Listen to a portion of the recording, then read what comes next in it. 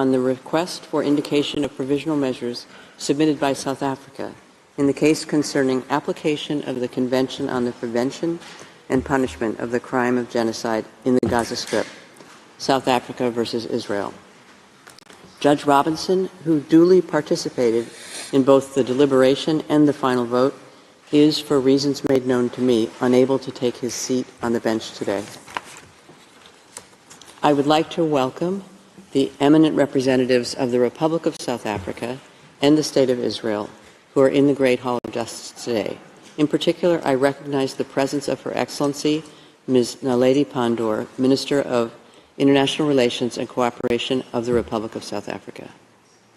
I recall that on 29 December 2023, South Africa filed in the Registry of the Court an application instituting proceedings against Israel concerning alleged violations in the Gaza Strip of obligations under the Convention on the Prevention and Punishment of the Crime of Genocide, to which I shall refer as the Genocide Convention or the Convention. The application of South Africa contained a request for the indication of provisional measures submitted with reference to Article 41 of the statute and to Articles 73, 74, and 75 of the Rules of Court. In accordance with the usual practice, I shall not read the introductory paragraphs of the order which set out the procedural history of the case. I shall also omit or summarize some other paragraphs. I shall therefore begin the reading of the order at paragraph 13.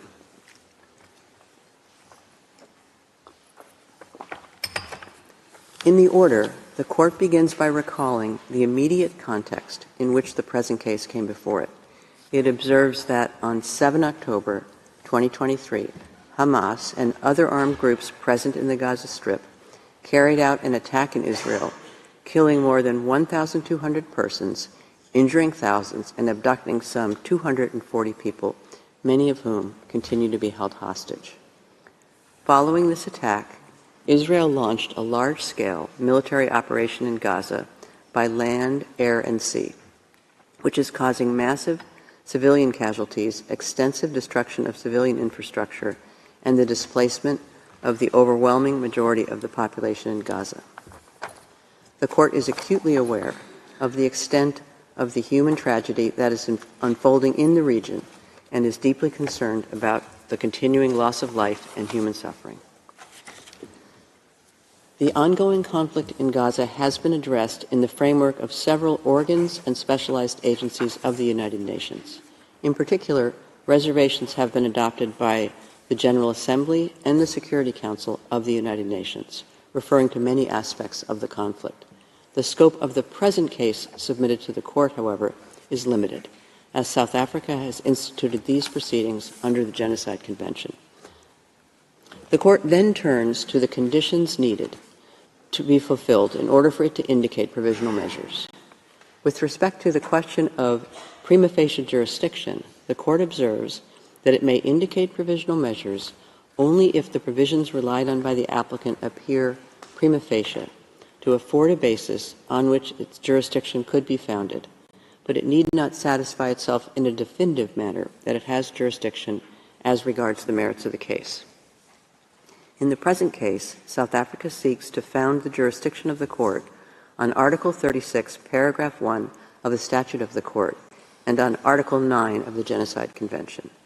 The Court must therefore first determine whether those provisions prima facie confer upon it jurisdiction to rule on the merits of the case, enabling it, if the other necessary conditions are fulfilled, to indicate provisional measures. Article 9 of the Genocide Convention provides, I quote, "Disputes between the contracting parties relating to the interpretation, application, or fulfillment of the present convention, including those relating to the responsibility of a state for genocide or for any of the other acts enumerated in Article 3, shall be submitted to the International Court of Justice at the request of any of the parties to the dispute." End of quote. South Africa and Israel are both parties to the Genocide Convention, and neither of them has entered a reservation to Article 9 or any other provision of the Convention. The Court then recalls that Article 9 of the Genocide Convention makes its jurisdiction conditional on the existence of a dispute relating to the interpretation, application, or fulfillment of the Convention. A dispute is a disagreement on a point of law or fact, a conflict of legal views or of interest between parties. In order for a dispute to exist, it must be shown that the claim of one party is positively opposed by the other. The two sides must hold clearly opposite views concerning the question of the performance or non-performance of certain international obligations. To determine whether a dispute exists in the present case, the Court cannot limit itself to noting that one of the parties maintains the Convention applies while the other denies it. Since South Africa has invoked as a basis for the Court's jurisdiction the compromissory clause of the Genocide Convention, the Court must also ascertain at the present stage of the proceedings whether it appears that the acts and omissions complained of by the applicant are capable of falling within the scope of that convention, ratio materiae. The Court recalls that for purposes of deciding whether a dispute existed between the parties at the time of the filing of the application, it takes into account, in particular, any statements or documents exchanged between the parties, as well as any exchanges made in multilateral settings. In so doing, it pays special attention to the author of the statement or document, its intended or actual addressee, and its content. The existence of a dispute is a matter for objective determination by the Court. It is a matter of substance, not a question of form or procedure. The Court notes that South Africa issued public statements in various multilateral and bilateral settings in which it expressed its view that, in light of the nature, scope, and extent of Israel's military operations in Gaza, Israel's actions amounted to violations of its obligations under the Genocide Convention. For instance, at the resumed 10th Emergency Special Session of the United Nations General Assembly on 12 December 2023, at which Israel was represented, the South African representative to the United Nations stated that, I quote, "The events of the past 6 weeks in Gaza have illustrated that Israel is acting contrary to its obligations in terms of the Genocide Convention." End of quote. South Africa recalled this statement in its note verbal of 21 December 2023 to the Embassy of Israel in Pretoria. The Court notes that Israel dismissed any accusation of genocide in the context of the conflict in Gaza in a document published by the Israeli Ministry of Foreign Affairs on 6 December 2023, which was subsequently updated and reproduced on the website of the Israel Defense Forces on 15 December 2023 under the title, "The War Against Hamas, Answering Your Most Pressing Questions," stating that, I quote, "The accusation of genocide against Israel is not only wholly unfounded as a matter of fact and law, it is morally repugnant." End of quote. In the document, Israel also stated that, I quote, "The accusation of genocide is not just legally and factually incoherent, it is obscene, and that there was no valid basis in fact or law for the outrageous charge of genocide." End of quote. In light of the foregoing, the Court considers that the parties appear to hold clearly opposite views as to whether certain acts or omissions allegedly committed by Israel in Gaza amount to violations by the latter of its obligations under the Genocide Convention. The Court finds that the aforementioned elements are sufficient at this stage to establish prima facie the existence of a dispute between the parties relating to the interpretation, application, or fulfillment of the Genocide Convention. As to whether the acts and omissions complained of by the applicant appear to be capable of falling within the provisions of the Genocide Convention, the Court recalls that South Africa considers Israel to be responsible for committing genocide in Gaza and for failing to prevent and punish genocidal acts. South Africa contends that Israel has also violated other obligations under the Genocide Convention, including those concerning conspiracy to commit genocide, direct and public incitement to genocide, attempted genocide, and complicity in genocide. At the present stage of the proceedings, the Court is not required to ascertain whether any violations of Israel's obligations under the Genocide Convention have occurred. Such a finding could only be made by the Court at the stage of the examination of the merits of the present case. At the stage of making an order on the request for an indication of provisional measures, the court's task is to establish whether the acts and omissions complained of by the applicant appear to be capable of falling within the provisions of the Genocide Convention. In the court's view, at least some of the acts and omissions alleged by South Africa to have been committed by Israel in Gaza appear to be capable of falling within the provisions of the Convention. In light of the following, the court concludes that, prima facie, it has jurisdiction pursuant to Article 9 of the Convention to entertain the case. Given this conclusion, the court considers that it cannot accede to Israel's request that the case be removed from the general list. The court turns next to the question of standing of South Africa. Court notes that the respondent did not challenge the standing of the applicant in the present proceedings. In the case concerning application of the Convention on the Prevention and Punishment of the Crime of Genocide, the Gambia v. Myanmar, where Article 9 of the Genocide Convention was also invoked, the court observed that all states parties to the Convention have a common interest to ensure the prevention, suppression, and punishment of genocide by committing themselves to fulfilling the obligations contained in the Convention. Such common interest implies that the obligations in question are owed by any state party to all the other state parties to the relevant convention. They are obligations erga omnes partes, in the sense that each state party has an interest in compliance with them in any given case. The common interest in compliance with the relevant obligations under the Genocide Convention entails that any state party, without distinction, is entitled to invoke the responsibility of another state party for an alleged breach of its obligations erga omnes partes. Accordingly, the court found that any state party to the Genocide Convention may invoke the responsibility of another state party, including through the institution of proceedings before the court, with a view to determining the alleged failure to comply with its obligations erga omnes partes under the Convention and to bringing a failure to the end.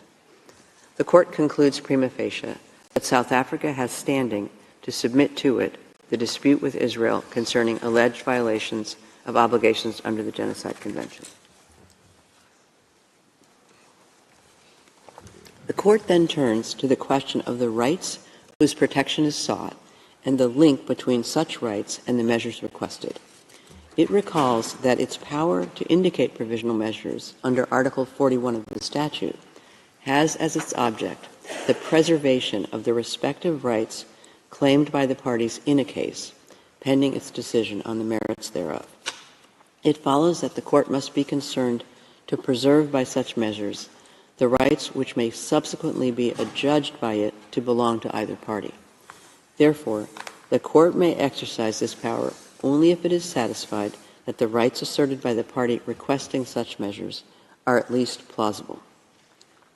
At this stage of the proceedings, however, the court is not called upon to determine definitively whether the rights which South Africa wishes to seek protected exist.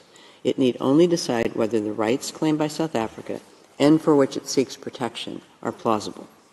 Moreover, a link must exist between the rights whose protection is sought and the provisional measures being requested. The court recalls that in accordance with Article 1 of the Convention, all states parties thereto have undertaken to prevent and to punish the crime of genocide.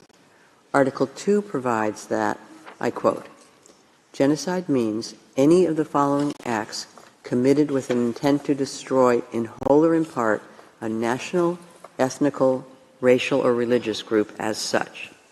A, killing members of the group. B, causing serious bodily or mental harm to members of the group. C, deliberately inflicting on the group conditions of life calculated to bring about its physical destruction in whole or in part. D, imposing measures intended to prevent births within the group. E, forcibly transferring children of the group to another group." End of quote. Pursuant to Article 3 of the Genocide Convention, the following acts are also prohibited by the Convention: conspiracy to commit genocide, direct and public incitement to commit genocide, attempt to commit genocide, and complicity in genocide.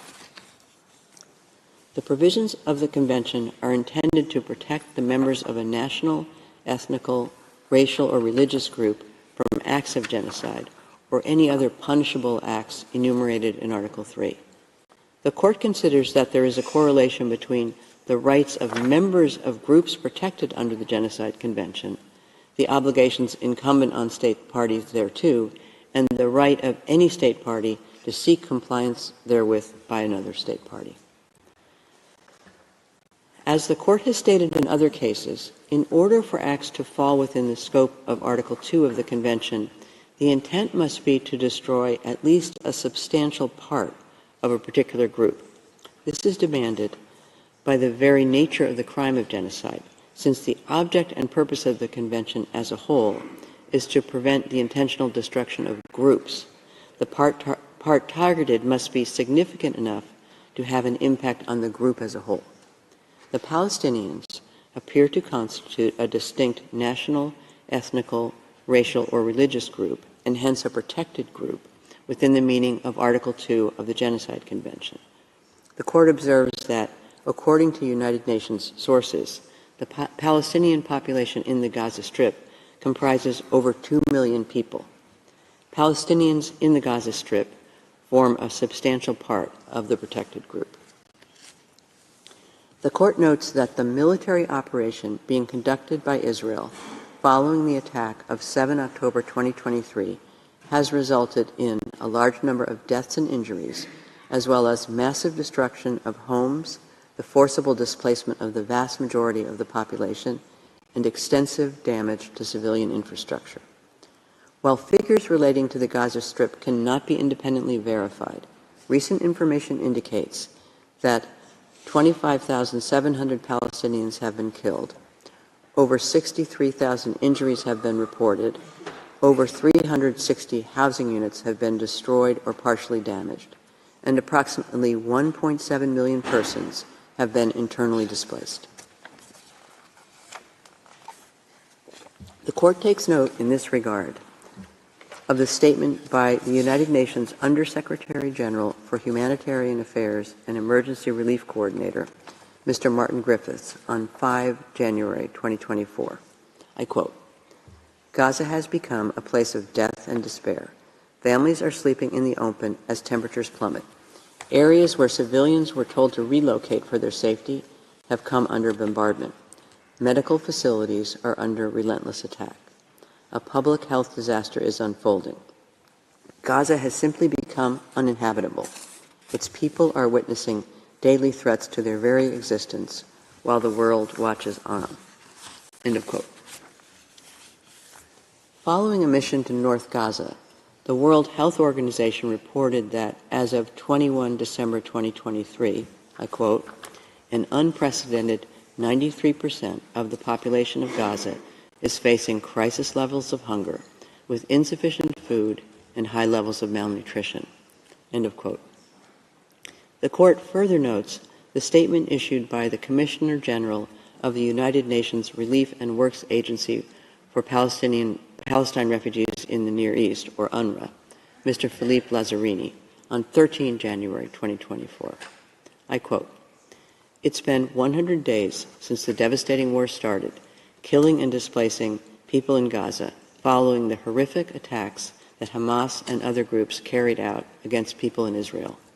It's been 100 days of ordeal and anxiety for hostages and their families. In the past 100 days, sustained bombardment across the Gaza Strip caused the massive displacement of a population that is in a state of flux, constantly uprooted and forced to leave overnight, only to move to places which are just as unsafe. This war affected more than 2 million people, the entire population of Gaza. Many will carry lifelong scars, both physical and psychological. The vast majority, including children, are deeply traumatized. Overcrowded and unsanitary UNRWA shelters have become home to more than 1.4 million people. They lack everything, from food to hygiene to privacy. People live in inhumane conditions where diseases are spreading, including among children. They live through the unlivable with the clock ticking fast towards famine. The plight of children in Gaza is especially heartbreaking. An entire generation of children is traumatized and will take years to heal. Thousands have been killed, maimed, and orphaned. Hundreds of thousands are deprived of education. Their future is in jeopardy with far-reaching and long-lasting consequences. The UNRWA Commissioner General also stated that the crisis in Gaza is, I quote, compounded by dehumanizing language, end of quote. In this regard, the court has taken note of a number of statements made by senior Israeli officials. It calls attention in particular to the following examples. On 9 October 2023, Mr. Yoav Gallant, Defense Minister of Israel, announced that he had ordered a complete siege of Gaza City, and that there would be no electricity, no food, no fuel, and that everything was closed. On the following day, Minister Gallant stated, speaking to Israeli troops on the Gaza border, I quote, "I have released all restraints. You saw what we are fighting against. We are fighting human animals. This is the ISIS of Gaza. This is what we are fighting against. Gaza won't return to what it was before. There will be no Hamas. We will eliminate everything. If it doesn't take one day, it will take a week, it will take weeks or even months. We will reach all places." End of quote. On 12 October 2023, Mr. Isaac Herzog, President of Israel, stated, referring to Gaza, I quote, "We are working, operating militarily according to rules of international law, unequivocally. It is an entire nation out there that is responsible. It is not true, this rhetoric about civilians not aware, not involved. It is absolutely not true. They could have risen up. They could have fought against that evil regime which took over Gaza in a coup d'etat. But we are at war. We are at war. We are at war. We are defending our homes. We are protecting our homes. That's the truth. And when a nation protects its home, it fights. And we will fight until we break their backbone." End of quote. On 13 October 2023, Mr. Israel Katz, then Minister of Energy and Infrastructure of Israel, stated on X, formerly Twitter, I quote, "We will fight the terrorist organization Hamas and destroy it. All the civilian population in Gaza is ordered to leave immediately. We will win. They will not receive a drop of water or a single battery until they leave the world." End of quote.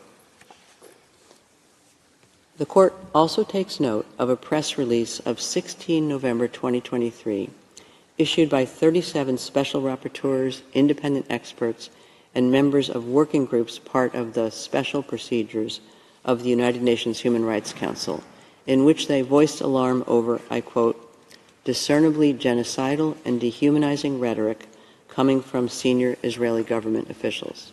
End of quote. In addition, on 27 October 2023, the United Nations Committee on the Elimination of Racial Discrimination observed that it was highly concerned about the sharp increase in racist hate speech and dehumanization directed at Palestinians since 7 October. In the court's view, the aforementioned facts and circumstances are sufficient to conclude that at least some of the rights claimed by South Africa and for which it is seeking protection are plausible. This is the case with respect to the right of Palestinians in Gaza to be protected from acts of genocide and related prohibited acts identified in Article 3, and the right of South Africa to seek Israel's compliance with the latter's obligations under the Convention. The court then turns to the condition of the link between the plausible rights claimed by South Africa and the provisional measures requested. It considers that by their very nature, at least some of the provisional measures sought by South Africa are aimed at preserving the plausible rights it asserts on the basis of the Genocide Convention in the present case, namely, the right of the Palestinians in Gaza to be protected from acts of genocide and related prohibited acts mentioned in Article 3, and the right of South Africa to seek Israel's compliance with the latter's obligations under the Convention.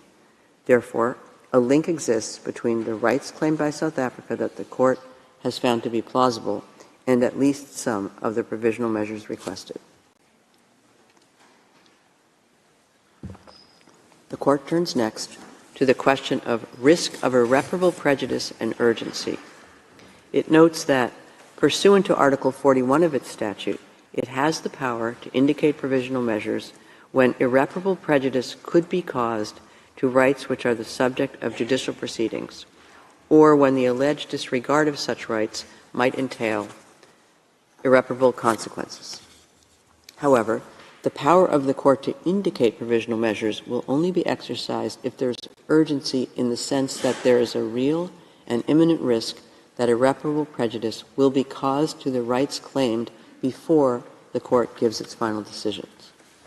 The condition of urgency is met when the acts susceptible of causing irreparable prejudice can occur at any moment before the Court makes the final decision in the case. The Court must therefore consider whether such a risk exists at this stage of the proceedings. The Court is not called upon for purposes of its decision on the request for the indication of provisional measures to establish the existence of breaches of obligations under the Genocide Convention, but to determine whether the circumstances require the indication of provisional measures for the protection of rights under that instrument. As already noted, the Court cannot at this stage make definitive findings of fact, and the right of each party to submit arguments with respect to the merits remains unaffected by the Court's decision on the request for the indication of provisional measures. The Court recalls that, as underlined in General Assembly Resolution 96-1 of 11 December 1946, I quote, "Genocide is a denial of the right of existence of entire human groups, as homicide is the denial of the right to live of individual human beings. Such denial of the right of existence shocks the conscience of mankind, results in great losses to humanity in the form of cultural and other contributions represented by these human groups, and is contrary to moral law and to the spirit and aims of the United Nations." End of quote. In view of the fundamental values sought to be protected by the Genocide Convention, the Court considers that the plausible rights in question in this proceeding, namely, the right of Palestinians in the Gaza Strip to be protected from acts of genocide and related prohibited acts identified in Article 3 of the Genocide Convention, and the right of South Africa to seek Israel's compliance with the latter's obligation under the Convention, are of such a nature that prejudice to them is capable of causing irreparable harm. During the ongoing conflict, senior United Nations officials have repeatedly called attention to the risk of further deterioration of conditions in the Gaza Strip. The Court takes note, for instance, of the letter dated 6 December 2023, whereby the Secretary General of the United Nations brought the following information to the attention of the Security Council. I quote, "The healthcare system in Gaza is collapsing. Nowhere is safe in Gaza. Amid constant bombarding by the Israel Defense Forces and without shelter or the essentials to survive, I expect public order to completely break down soon due to the desperate conditions rendering even limited humanitarian assistance impossible. An even worse situation could unfold, including epidemic diseases and increased pressure for mass displacement into neighboring countries. We are facing a severe risk of collapse of the humanitarian system. The situation is fast deteriorating into a catastrophe with potentially irreversible implications for Palestinians as a whole and for peace and security in the region. Such an outcome must be avoided at all costs." End of quote. On 5 January 2024, the Secretary General wrote again to the Security Council, providing an update on the situation in the Gaza Strip and observing that, I quote, "Sadly, devastating levels of death and destruction continue." End of quote. The Court also takes note of the 17 January 2024 statement issued by the UNRWA Commissioner General upon return from his 4th visit to the Gaza Strip since the beginning of the current conflict in Gaza. I quote, Every time I visit Gaza, I witness how people have sunk further into despair, with the struggle for survival consuming every hour." End of quote. The court considers that the civilian population in the Gaza Strip remains extremely vulnerable. It recalls that the military operation conducted by Israel after 7 October 2023 has resulted inter alia in tens of thousands of deaths and injuries and the destruction of homes, schools, medical facilities, and other vital infrastructure, as well as displacement on a massive scale. The court notes that the operation is ongoing and that the Prime Minister of Israel announced on 18 January 2024 that the war, I quote, "will take many more long months." End of quote. At present, many Palestinians in the Gaza Strip have no access to the most basic foodstuffs, potable water, electricity, essential medicines, or heating.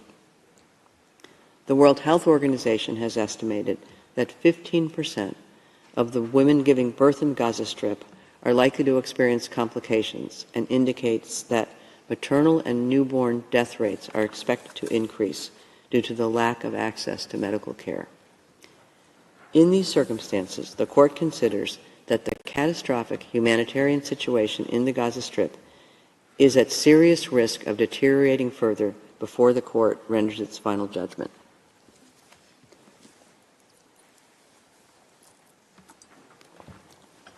The court recalls Israel's statement that it has taken certain steps to address and alleviate the conditions faced by the population in the Gaza Strip.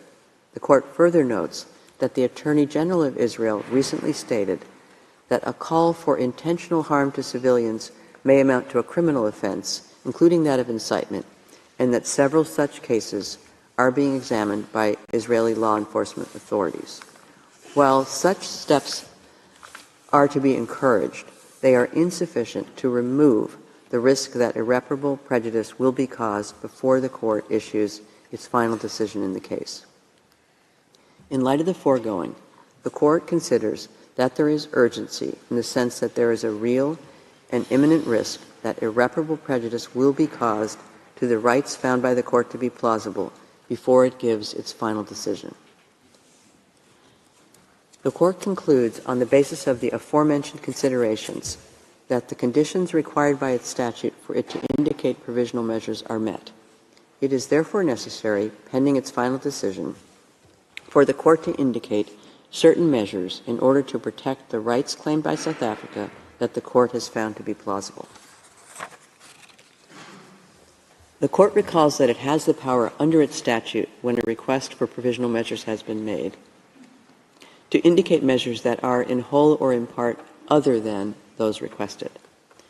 In the present case, having considered the terms of the provisional measures requested by South Africa and the circumstances of the case, the court finds that the measures indicated need not be identical to those requested. The court considers that, with regard to the present situation, Israel must, in accordance with its obligations under the Genocide Convention, in relation to Palestinians in Gaza, take all measures within its power to prevent the commission of all acts within the scope of Article 2 of the Convention, in particular, A, killing members of the group, B, causing serious bodily or mental harm to members of the group, C, deliberately inflicting on the group conditions of life calculated to bring about its physical destruction in whole or in part, and D, imposing measures intended to prevent births within the group. The court recalls that these acts fall within the scope of Article 2 of the Convention when they are committed with the intent to destroy in whole or in part the group as such. The court further considers that Israel must ensure with immediate effect that its military forces do not commit any of the aforementioned acts. The court is also of the view that Israel must take measures within its power to prevent and punish the direct and public incitement to commit genocide in relation to the members of the Palestinian group in the Gaza Strip. The court further considers that Israel must take immediate and effective measures to enable the provision of urgently needed basic services and humanitarian assistance to address the adverse conditions of life faced by Palestinians in the Gaza Strip. Israel must also take effective measures to prevent the destruction and ensure the preservation of evidence related to allegations of acts within the scope of Article 2 and Article 3 of the Genocide Convention against members of the Palestinian group in the Gaza Strip. Regarding the provisional measure requested by South Africa that Israel must submit a report to the court on all measures taken to give effect to the order, the court recalls that it has the power, reflected in Article 78 of the Rules of Court, to request the parties to provide information on any matter connected with the implementation of any provisional measures it has indicated. In view of the specific provisional measures it has decided to indicate, the court considers that Israel must submit a report to the court on all measures taken to give effect to this order within 1 month as from the date of this order.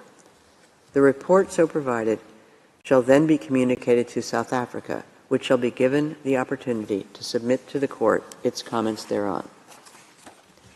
The court recalls that its orders on provisional measures under Article 41 of the statute have binding effect and thus create international legal obligations for any party to whom the provisional measures are addressed.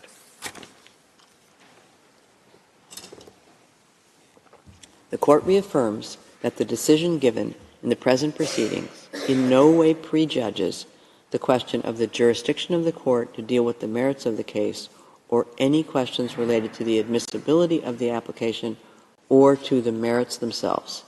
It leaves unaffected the right of the governments of the Republic of South Africa and the State of Israel to submit arguments in respect of these questions. The order then states that the court deems it necessary to emphasize that all parties to the conflict in the Gaza Strip are bound by international humanitarian law. It is gravely concerned about the fate of the hostages abducted during the attack in Israel on 7 October 2023 and held since then by Hamas and other armed groups, and calls for their immediate and unconditional release.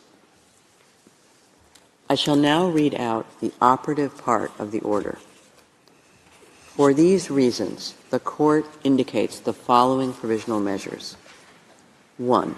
By 15 votes to 2, the State of Israel shall, in accordance with its obligations under the Convention on the Prevention and Punishment of the Crime of Genocide in relation to the Palestinians in Gaza, take all measures within its power to prevent the commission of all acts within the scope of Article 2 of the Convention, in particular, A, killing members of the group, B, causing serious bodily or mental harm to members of the group, C, deliberately inflicting on the group conditions of life calculated to bring about its physical destruction in whole or in part, and D, imposing measures intended to prevent births within the group.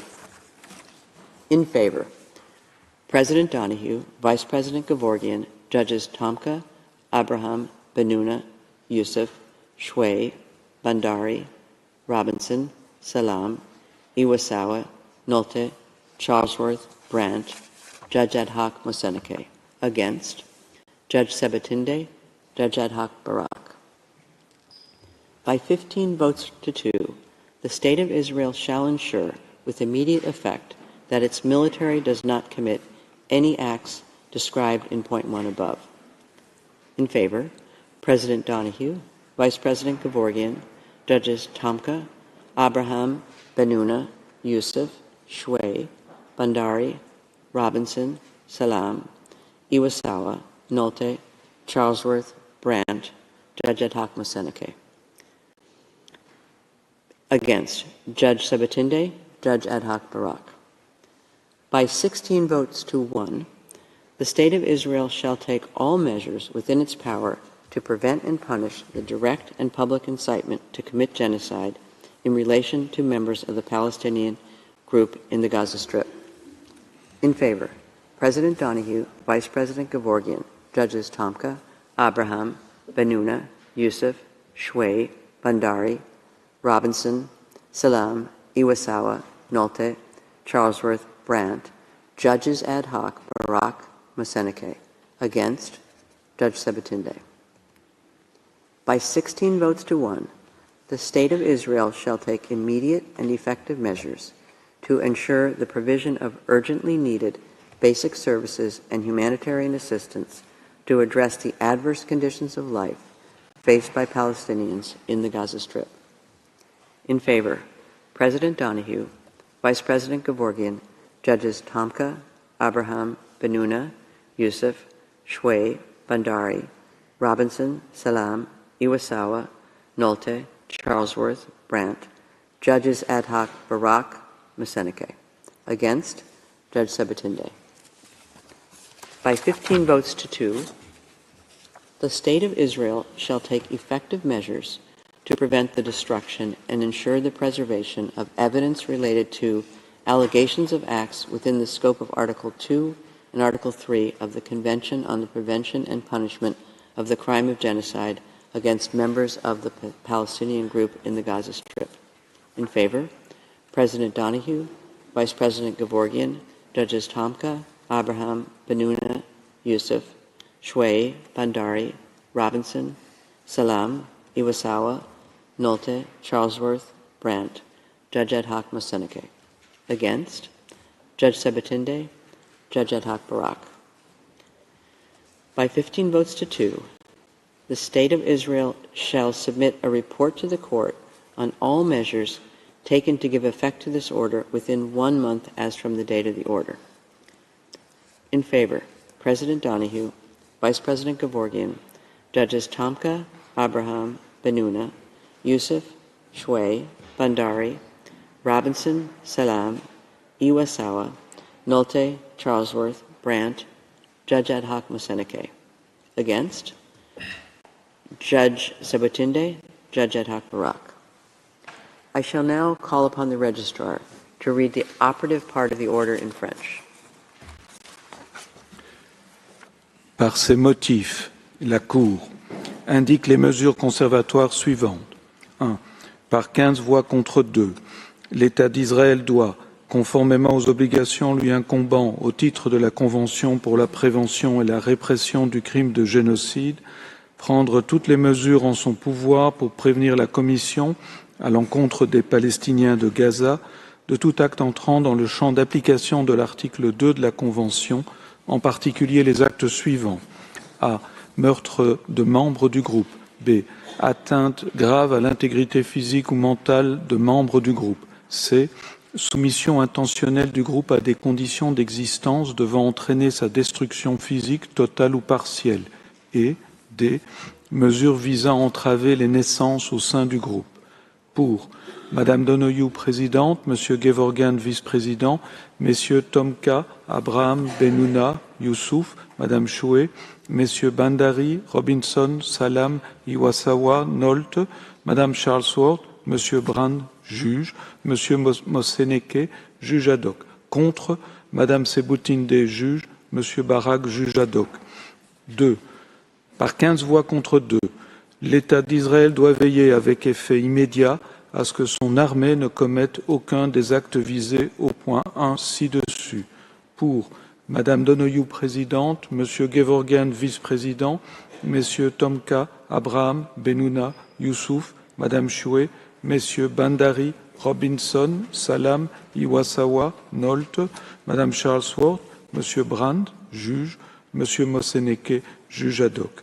Contre, Madame Sebutinde, juge, Monsieur Barak, juge ad hoc. 3. Par 16 voix contre 1, l'État d'Israël doit prendre toutes les mesures en son pouvoir pour prévenir et punir l'incitation directe et publique à commettre le génocide à l'encontre des membres du groupe des Palestiniens de la bande de Gaza. Pour Madame Donoghue, présidente, Monsieur Gevorgian, vice-président, Messieurs Tomka, Abraham, Benuna, Youssouf, Madame Choué, Messieurs Bandari, Robinson, Salam, Iwasawa, Nolte, Madame Charlesworth, Monsieur Brand, juge, Messieurs Barak, Moseneke, juge ad hoc, contre Madame Sebutinde, juge. 4.